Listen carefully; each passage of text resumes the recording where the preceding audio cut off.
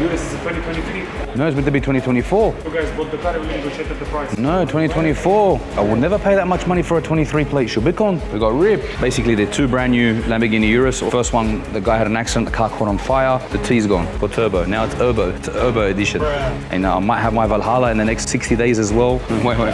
What the there? We set off our alarm. You guys ready for this? McLaren's upgraded. Wow.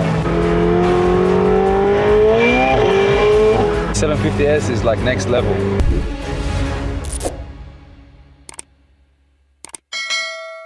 Man, it's been a busy day, actually a busy week. I try my best to keep consistent with all the YouTube going on. Because of this guy, I can never get nothing right. Tell me what's wrong. The STO is a 2023. You can only get 3 years. Why 2023? There's a 2024, we checked the number plate. Can't be. Bro, Aiden, you checked the VIN number on the STO. Sorry, the Urus. Why? Urus is a 2023. No, it's meant to be 2024. That's why we bought it. No idea. You guys bought the car, we negotiated the price. No, 2024. The Urus was meant to be a 2024. I will never pay that much money for a 23 plate Showroom. You told me negotiate the price and close it below 1,050,000. 2024 is that price, bro. I get a Performante for that price or extra 50K. We got ripped. I thought they bought a 2024 model Urus. They bought a 2023 plate, 1,900 kilometers. Why 2024? I'm 2024 Performante, the other one. We had another one. I had a Performante, bro, for 1,050,000. 18,000 kilometers. No. There's one now. Tabak Vic, how many kilometers on it? 5,000, bro. 7,000. 1,085,000. And what year? But wait a second. Urus S is more expensive than Performante in the market here. You want to keep it an S or you want to do it a Mansuri? I'm gonna Mansuri that car. So in general, why I was skewing is because I thought it was a 2024 model, not 2023. I know it's got only 1,000 kilometers, so it's still practically a brand new car, and we got it at a very good price. But the years that the RTA gives us allowed to rent the car is only a maximum of 6 years if you're buying a brand new car.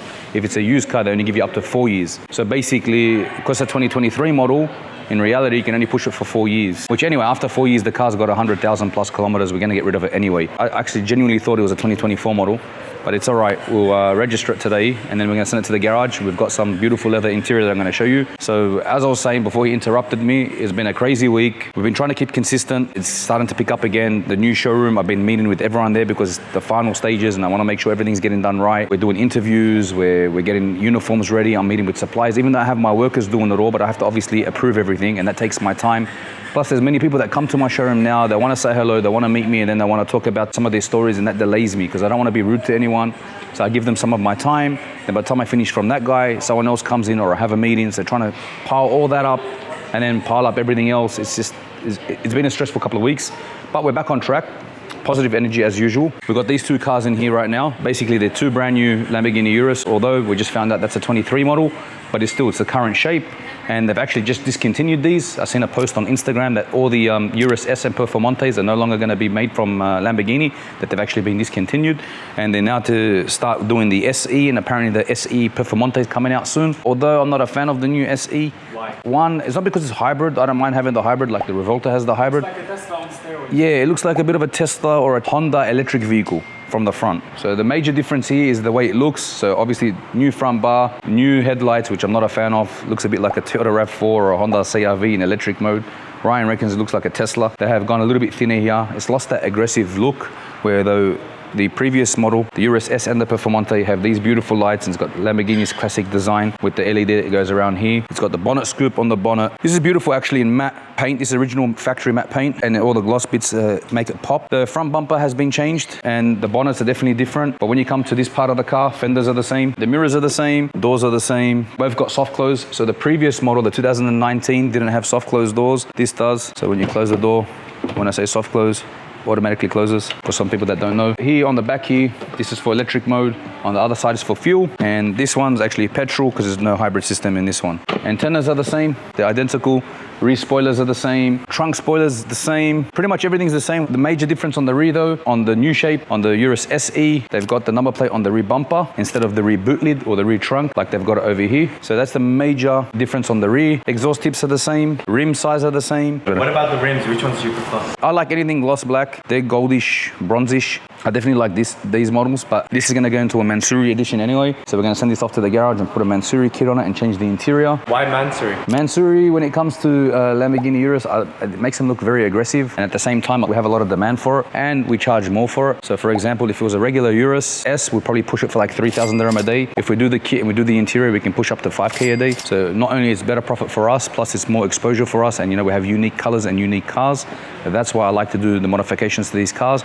We've got now a total of maybe 8 Lamborghini Uruses. So we just started with the newer models now because the old ones started to get outdated. We just sold the first original yellow Urus that we have in our fleet. He just literally paid me for it, so now that's gone. So yeah, it's been a crazy week. Good news, I just sold one of my apartments. It was a 2-bedroom. I bought it not long ago and we flipped it. We made a good earn. So we're happy, the client's happy. So we still got about 5 more of those apartments left because we bought a full floor, so we split it. So we sell it cheaper than the market. We also make our money and then they make their money. Because we buy in bulk, it works out better for us. This is just our machines for the new showroom. They're our stitching machines and all that stuff for the leather upholstery. And this is the color that we're going. So it's not a Tiffany blue and it's not a petrol blue. I don't know how it looks on camera, but this is actually a custom color that we chose from the, I think it's called Pantone catalog. This is like a green mint. It's a custom color because we're matching it with the exterior on the car. We gave the sample to the guy that orders our leather from Italy. Which car is this going on? This is going on the Lamborghini Urus Mansuri. So we're basically going to have it faded. So it'll be 2 different colors. It'll be matte black at the top and the same color as this at the bottom. And then the interior is going to be like this. Wait till you see this car, it's going to look sick. I've gone so much into detail with this car. Once it's ready, it's going to blow your mind away. We're going to tune it, you know, down pipes, stage 2, make it look unique. And even the interior, we're going to have it 2-tone. So one seat will be green, one seat will be black with a bit of the same color stitching and contrast. To the point I'm that into detail, we even got the stitching matched. So we sent it to the factory. They made it in the same color because I don't like to have different color stitching. There's no point of having this and then having like black stitching or that. I don't like that kind of stuff. We always like to do it like a 101 of our own version, our own style. And that's what makes us stand out. And then a lot of people try to copy us and they try to outdo us. And then they do these weird colors, think it's going to be nicer. Doesn't work out for them. What do you guys think? You think I did the right choice with the color that I'm going to be doing on the Urus Mansuri? If you have any suggestions, put them in the comments below. You guys know I read my comments. So this GT3 RS, we sourced it for a client and then he changed his mind when the car came. I think he said he had some financial issues or he couldn't get the loan for the car. So he lost his deposit and we took it for us. It's going to go into the fleet. I didn't want to buy more cars right now. I was waiting to get paid out for the last 2 because the first one, the guy had an accident, the car caught on fire. And then the last one recently, it was going viral online. And I've seen some videos where the car had an accident. That's also a total loss. So there's 2 cars that we've lost. We're still waiting for the insurance to pay us out for those 2 cars. They do quite well, quite a lot of demand for GT3. There is quite a lot of demand for the GT3 RS. We were the first to have them in the country, especially for rent. We made a lot of money from them, but now a few companies have bought some as well. They're renting them and they're doing well. Mechanical wise, they're bulletproof, never have problems, no issues. They got warranty anyway. Porsche gives us warranty on them, even though we're a renter car. This has got the Weissach package. I think it's called Weissach or Weissach. I don't know how you say it in German. Car's brilliant to drive. For me, I still like turbo cars. This is non-turbo. It's naturally aspirated. I like feeling the boost when it kicks in. So I prefer a Turbo S. And now they've just released the new Turbo S, which is amazing. I spoke to the owner of one of the Porsche showrooms in Dubai. And he's like, if you want to order one, we can place an order for you. So definitely I'm going to order the new Turbo S. It's apparently 7 seconds quicker on the track than any other Porsche. So it's probably one of their fastest Porsches in the 911 range. This though, people love it. The aerodynamics is beautiful, you know, the way it looks. But as a renter car, we're not a fan of black. We always try to keep bright colors. So this, if we don't sell it by next week, we're going to change the color, add it in the fleet, and I don't know what I'm going to choose. If you guys have a nice color in mind, I was thinking of doing the same, that mint green that they do. I'll pop up one of the photos on the video. I'm thinking of going like that mint green, and I think that'll be a sick color on this car. Do people take this long term as well? When I first bought the car, I had given it to a client. He took it for 2 months, to be fair, and then he returned it, and then we just kept on pushing it. I never see it in the showroom. It was always out, that car. We were asking a lot of money for him. We were pushing it for 7,500 dirham a day, and it never stopped. Now the market has changed. It's about 5,000 dirham now per day. Some people are pushing it for a little bit less. But still, the good thing about these cars is that they don't drop value. We were buying our ones before for like 1.2 million from Europe. Now that the euro is up, they're worth 1.4 landed here. So they've actually gone up in value. So if you had one as a rental and you pushed it for about a year and you got a bit of mileage on it, you can still sell it and either break even or maybe lose a little bit of money, sometimes even make money, depends. Joseph, that's Ryan's little son. He's coming to the showroom. Hello, Joseph. You coming to Ammo? Come, say hello. He's going to the car. That's how you know he likes cars. Look at him. Now he's going to the chocolate. He's going straight to the chocolate on my desk. You want to sit here? Hey, big boss. He knows what he wants, bro. He wants the chocolate, Ryan.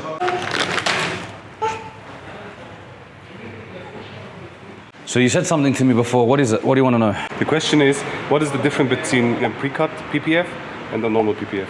Okay, pre-cut, it's a machine. They have a software. They put the PPF film in it and it cuts it as per the panel. So you come and you slap it straight on top. You don't have to take the bumper off and tuck it inside. So manual and no pre-cut is pretty much everything is manual.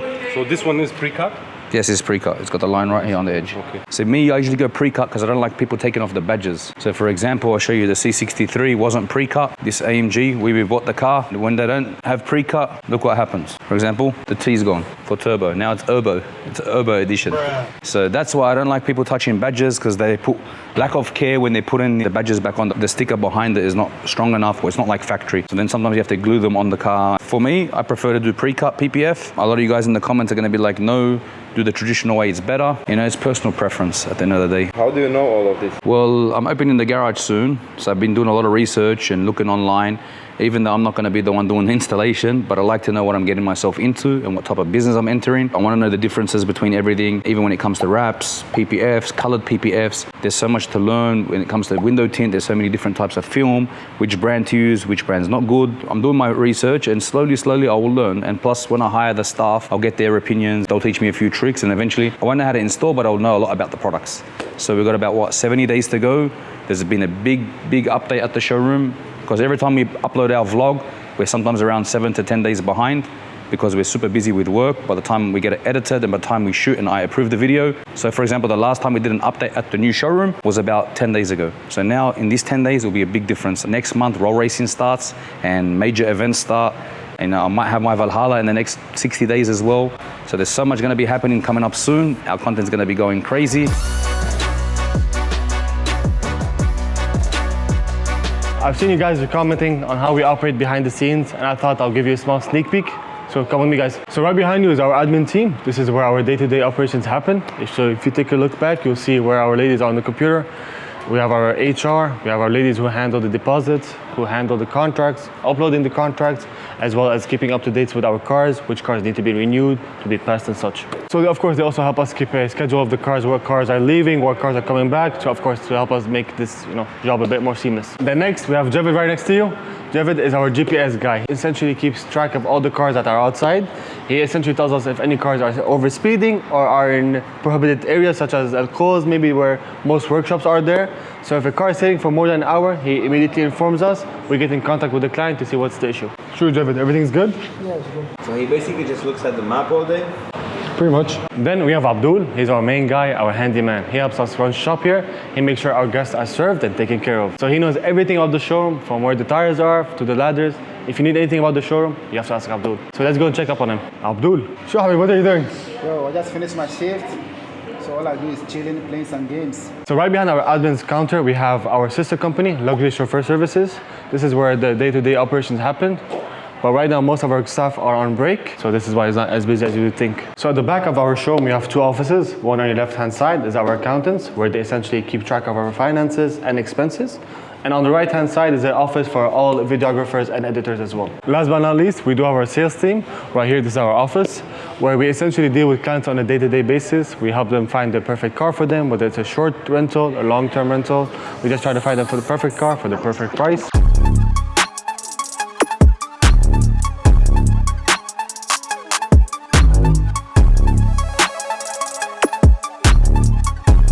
So this is my friend's shop. He just opened it. It's called Smokin. So it's a smokehouse. He's all the way from Australia. I came in today to support the brothers. You know, I've been friends with these guys for over 10 years. I pushed them to move to Dubai to open something here. And they actually done it. A lot of people say they're going to move to Dubai and set up companies and all that kind of stuff. But he actually stuck to his word. And it was a full house today. Turned out amazing. Food is amazing. Like slow-cooked briskets, ribs, Australian-style burgers, which they don't have here in Dubai. They bring all the ingredients from Australia. 400 or 500 people here today. We couldn't shoot inside because it was too loud, so I stepped out for a minute. They're loving the food. You know, I bring some of my cars here to show some support on the grand opening. When your friends have businesses and stuff, you usually support Dubai. Of course, because they supported me when I moved to Dubai. You know, they sent all their clients to come and rent cars from us. So not just that, it's not because they supported me in general. I like to support people around me. You know, if you don't have that support, who's actually going to help you? You know what I mean? You know, the food industry in Dubai, is there always a demand for it? Food industry, of course. There's a statistic I seen somewhere online that over 90% of people order outside. They order takeaway. No one really cooks at home. So Deliveroo, Talibat, Kareem, like similar to Uber Eats, they make a lot of money here and they're growing very fast. So there's always a demand for food in the UAE. especially in Dubai. That's why I'm opening up my own kebab shop. They called this shop Smokin because it's obviously slow cooked. They've got slow cookers in the back where they cook the meat for like 15, 16 hours. Most of his chefs are from South Africa. So big up to the boys from South Africa watching this vlog. You guys know how to cook meat very well. Yeah, like I said, if anytime any of your friends are sort of opening something, it's good to support them. I know a lot of people, when they see someone successful, they see someone making money, they don't actually come and support. So it's very rare to find some of your friends that actually support you. Wait. What the there? We set off our alarm. It's part of the drill. So disregard the noise in the background. But this is here, this is Wagyu, 16 hours in the slow cooker. Look at that, bro. So if you guys ever want a good brisket, make sure you come down to Smokin and check their food out. It's really amazing.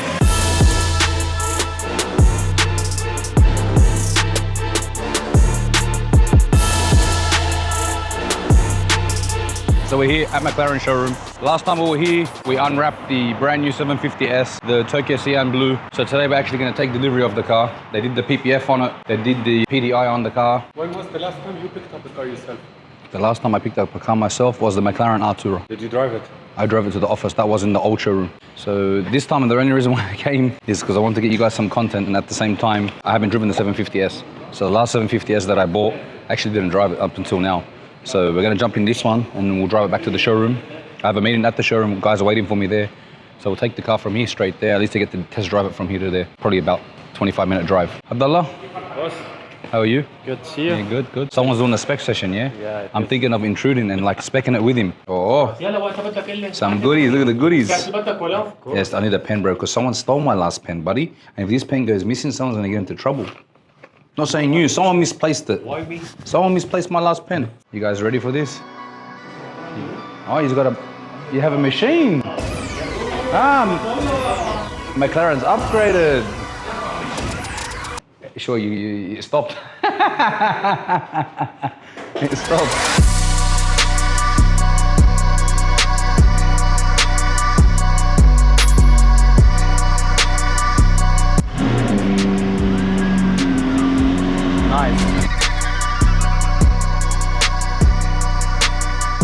So nothing beats the smell of a brand new car. Well, brand new McLaren actually. So what's the biggest difference between this and a 720S, for example? Well, the power, of course, 750 horsepower. So it's more faster. 0 to 100 time, 2.7, 2.8. Interior is a little bit different. The colors that they've used are different. Even the seats, apparently, the carbon fiber that they've used and the way they've done their seats, it's lighter than the 720S to save more weight on the car, to have more performance. The wheels, ultra lightweight rims, obviously to save weight. So they took the 720 and they basically injected it with steroids and they made the 750S.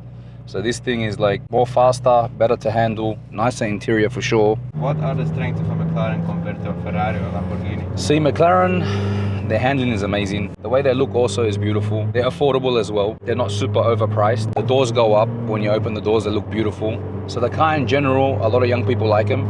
And obviously they're part of the F1 team and they win a lot of their races. So when it comes to racing, they definitely know what they're doing. Obviously leading the F1 at the moment, they always come in first and second. So you got to give it to McLaren. Their racing DNA is definitely there. And when it comes to Ferrari and Lamborghini, Lamborghini is aggressive. The sound is beautiful.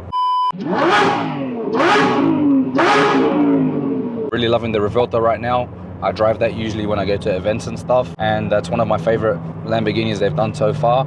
And then you've got the Ferraris, the 812, the SF90. They're both my favorites as well. We ordered the new 849 Testarossa. I can't wait for that to come out. That's going to be something unreal. The technology in that car and the way they've revamped everything inside and in the exterior, it looks sick. I know a lot of you guys might not like it, but once you see the car in person, you will start to love it a little bit more. Same way with the 12 cylindry. We get ours coming next month. It's a red one. We ordered it. I'm excited for that. Naturally aspirated V12. It's going to be beautiful. Straight Novatec. Other than that, like for a McLaren 750S, drives smooth. The sound of the turbos, you can hear it spooled. I'm a little bit big for this car though. I still got to fix the settings, but I'm driving right now. Are we going to put an exhaust on this car? We already ordered the Novatec exhaust. We ordered a Novatec bonnet, Novatec wheels. That's why we didn't get these painted. So we're going to put a lot of Novatec bits and pieces on this car. And we'll push this as the Novatec and keep the other one that we have in the black as a non-Novatec. So that makes it in our fleet. That means we have two 720S Spiders. One is a Novatec, one's normal. Then we're going to have two 750S Spiders. One is Novatec, one is normal. So that's 4 McLarens there. Then we have one Artura Coupe That's 5. 2 Artura Spiders. And is there anything new? Well, in November, McLaren's going to announce what they're going to be producing for the next stages. There is been talks that they're going to have an SUV. So if that's the case, I'll be definitely taking like 3, 2 for the company, 1 for myself, drive around with the family. I would love to see how it's going to look with the design, or how they're going to design an SUV. Like imagine an SUV with the doors going sort of outwards or a little bit upwards. Depends if they're gonna still go down the avenue, or it will be sick. Apparently they're gonna have the W1 engine but detuned inside the SUV McLaren. That's all in talks yet, but in November we'll know if it's official or not. And maybe McLaren Senna replacement, which they did very well with those. Only 500 units made, sold out. If anything, they're going up in value. And one of my favorite cars to drive in the McLaren range. Which cars will you take for a track then? From your fleet? Out of my fleet, if I had to take something to the track, I'll take this, definitely, Revolto. And out of the Ferrari range, I'll take the 812. So those 3 cars I'll be taking to the track.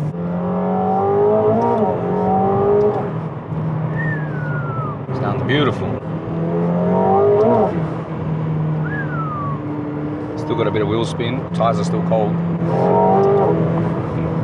Yeah, it just goes. That's why I love this thing. The way that the turbo spools is amazing. Quick acceleration, that's for sure.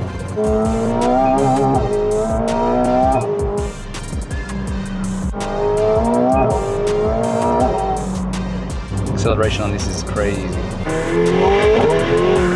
Wow. Smile on my face. Priceless. I've never actually heard it that loud in the McLaren 720S. This 750S is like next level. Very unfortunate because I'll drive this now to the showroom. It's gonna get rented out and I'll probably never drive it again. Now I understand what people say when they say buy a 750S.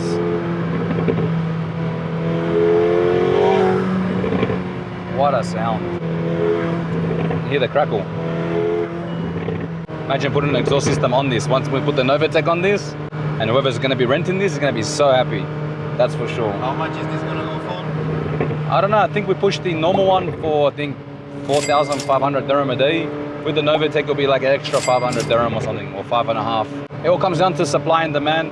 Depends on the season, and depends who copies us, you know, and then they start bringing the prices down and then ruin it for the market. But we still don't compete with others. Our prices are set prices. But like when you think about it, for 5,000 dirham, for the joy it gives you, and you get to drive it for 24 hours, and the thrill it gives you, definitely worth it. Like you'll forget that you ever spent 5,000 dirham on a car, that's for sure.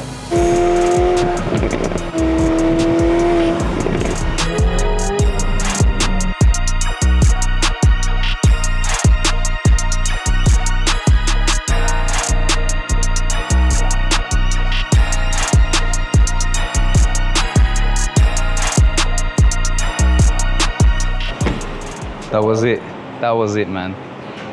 Honestly, it blew my mind away. I wish I drove it earlier. I wish I drove the black one when I picked up the black one. This thing's beautiful. Once we put the Novatec wheels on it, the Novatec exhaust, imagine the sound on that. And obviously the Novatec bonnet with the carbon, it'll look more aggressive, even though it's beautiful, but I'm starting to love this color. I know it's not Tiffany blue. I know it's like a turquoise cyan blue. People are saying like we've got too many of them. But for now, it's what's trending right now. So that's it, guys. That's the end of this episode. We picked up this beautiful 750S. The next few episodes are gonna be crazy. We are flying to Monaco tomorrow. We're gonna shoot some crazy yachts there and look at some cars while we're there. Yeah, I gotta go, guys. I have some meetings in the showroom in regards to the new showroom, some of the facade stuff, and maybe do some more car shopping.